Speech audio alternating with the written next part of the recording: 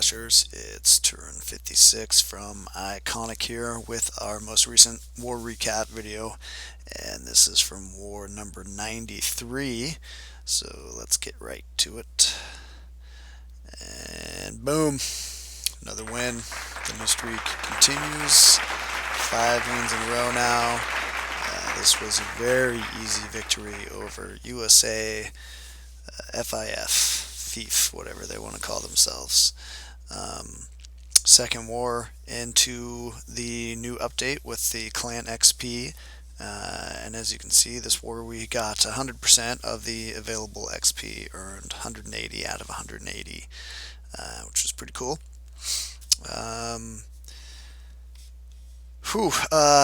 That says it all right there, man. These guys, 0 3-star attacks. I felt bad for these guys. I really did. You know, God bless them. They were trying. They used almost all their attacks. I believe how many? Yeah, 45 of their 50 attacks. So they didn't give up. They kept going. But man, they just could not put together a single 3-star attack. And you're not going to win many wars that way. Whereas we had some nice attacks this war, and did really well. Take a little peek at what our clan as individuals did. Definitely want to give a shout out. I'm going to start giving shout outs to our heavy hitters every recap video now. Heavy hitters is a term that is introduced to us from Clash Caller, which is how we reserve bases for our wars. And heavy hitter just means somebody who gets 2 3-star attacks. And we had 3 heavy hitters this war. We had Tycho, Ram, and NWO. So awesome job, you 3. Way to go, contributing 6 stars to the effort. Nicely done. Not even going to go through what they did to our bases because it's just going to be 2 stars and 1 stars. Here's what we did. Definitely want to give a nice little pat on the back and an attaboy to Luch, a Town Hall 9 going all the way up top. Getting that 1 star on the Town Hall 10 there to make sure we got all that clan XP. Nice job, brother. And that was the only star really we missed on the Town Hall 10s. We were able to 2-star the other 2 there. And we just missed a couple of their Town Hall 9s, their top 2 Town Hall 9s, and then 9 and 11 there. But we got all the rest for 3 stars, and then down, I believe, at 19 is where their Town Hall 8 started. And of course, we got all of those. So nice job, guys. A really easy war, but we need those from time to time. So we'll go ahead and get to the videos here. First one I'm going to show you is Ram attacking their number 22 Frenzy here. And he brings a hog attack here. And what I like about this attack is down here, that archer tower surrounded by those 2 gaps. Was looking to take out the double giant bomb threat, and while he wasn't able to pop anything over there, he took out that archer tower so the hogs will not have to pass through there. So that was really the only threat of a significant portion on this base that he was able to completely eliminate there. And at the same time, he was grabbing that clan castle lure up north with another set of hogs. So usual stuff up here. Adds in a few minions. Here he could have, he didn't really need to drop those last few wizards there. Those minions were going to take care of the balloons and the skellies on their own, but I think he was worried about time, so he dropped the wizards, and then before those skellies were done, he dropped the hogs in here, but no problem at all. Just a couple skeletons left, so they didn't bother him at all. Get some nice coverage here from his heals.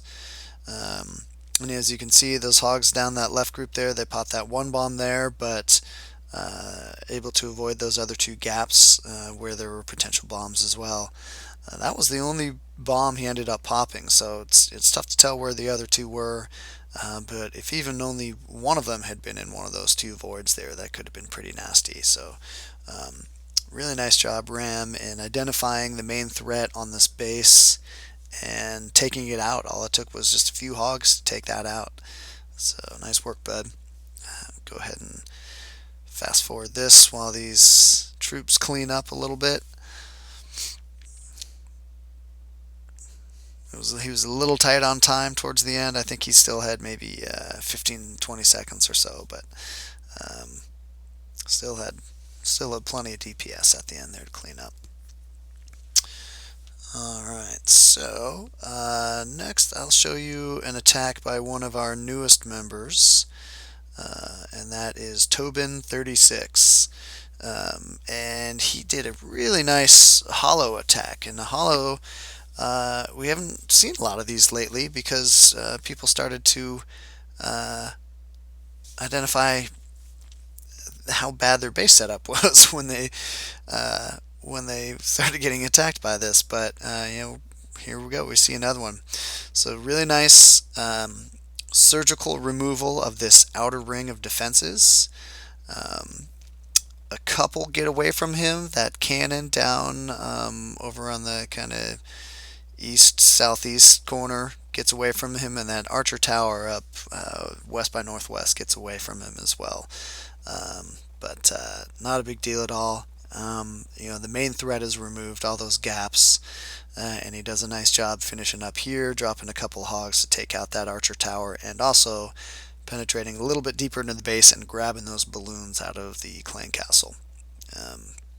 Always got to make sure you're getting balloons if you're going to send in hogs for a big portion of your attack. So he drops an anchor over on the east, drops his witches, and he'll wait for those troops to come on over, take them out. Meanwhile, the golem is down. He, if you'll notice, does not have an archer queen for this attack, but a great style of attack that doesn't require both your heroes. So here you can see his Barb King is already locked onto that archer queen. She's going down. Couple swings of that big old sword of his. And then here come the hogs. All that's left now, there's nothing now on that outer ring to distract the hogs, so they drive right into the core.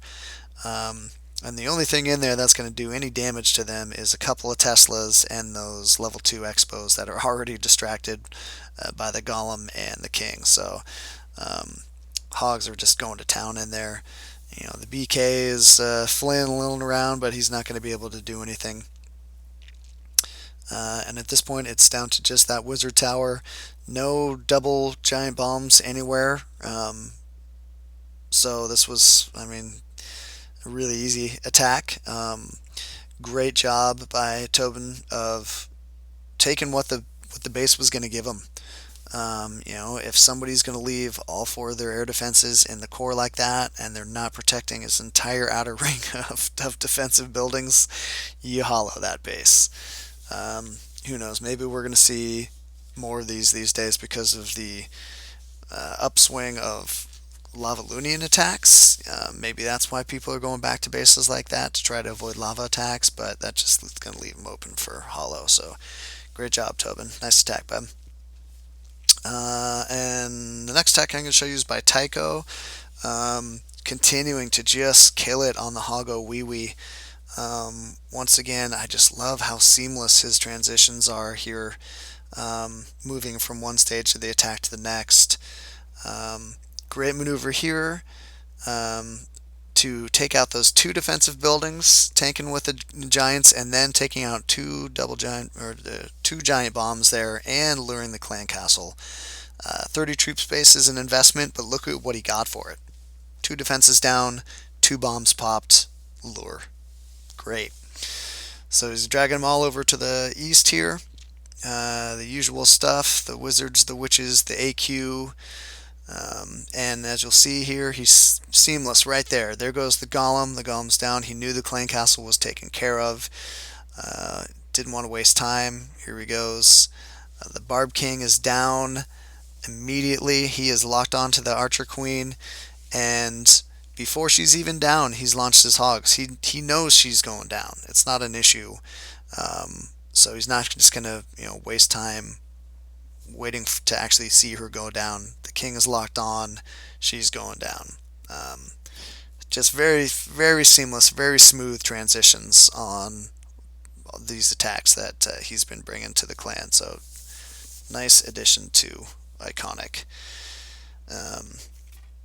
And from here, great heals. He's only got the 3 heals because he had 1 jump to take out the AQ, but he makes them count. Spaces them very nicely, making sure they're getting good coverage for his hogs, because they've got those damn skellies and the BK on their back almost the entire attack.